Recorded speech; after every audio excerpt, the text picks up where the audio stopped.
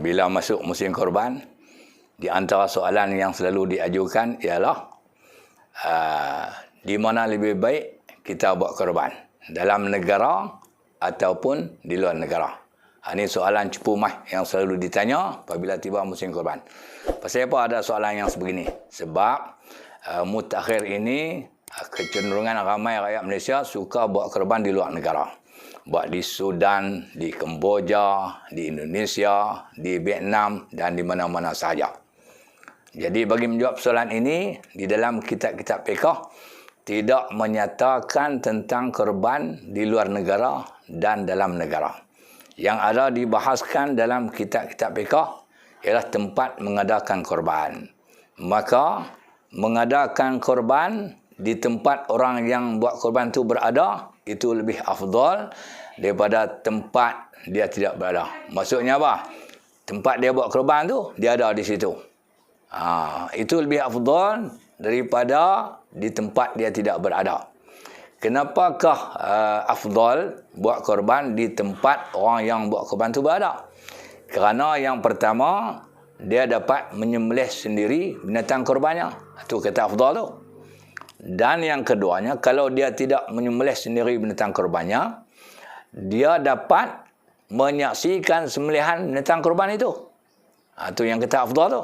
Dan yang ketiganya, dia dapat mengagih-agihkan sendiri korbannya. Itu afdal kita buat korban di tempat kita berada. Persoalannya, kita buat korban di tempat tidak berada, sah tak sah? Jawabnya, korban ni kita buat di mana-mana pun sah, selama mana rukun dan syarat korban dipenuhi dan dipatuhi. Kalau kita buat korban di tempat kita berada, tapi tak patuh syarat korban, tak sah. Lebih baik kita buat korban di tempat kita tidak berada.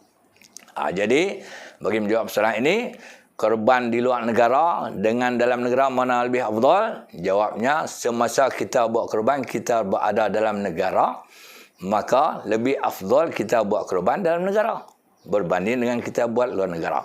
Tetapi sekiranya saat kita buat korban tu, kita berada di luar negara, kita berada di Sudan, di Vietnam dan semuanya, maka buat korban di luar negara itu lebih afdal.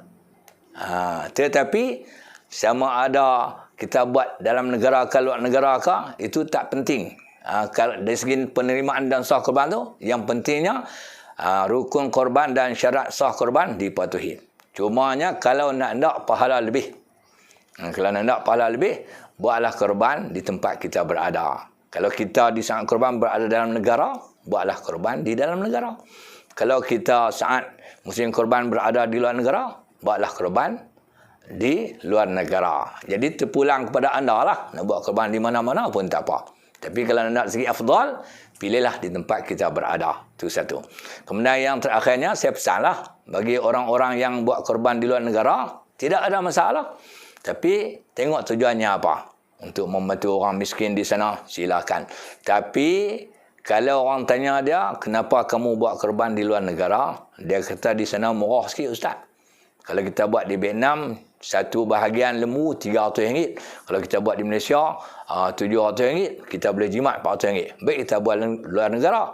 Ini jawapan ni rasanya keikhlasan buat korban tu tidak ada. Jadi cermat dan berhati-hati dalam memberikan jawapan kenapa kita pilih buat korban di luar negara. Jadi terpulang kepada anda. Nak buat luar negara pun tak apa, dalam negara pun tak apa. Tapi kalau dalam negara, kita berada dalam negara, afdal, dapat pahala banyak. Kalau kita buat luar negara, kita ada dalam negara, pahala buat korban tu dapat juga. Tapi taklah sebanyak kita buat korban di dalam negara. Wallahu a'lam.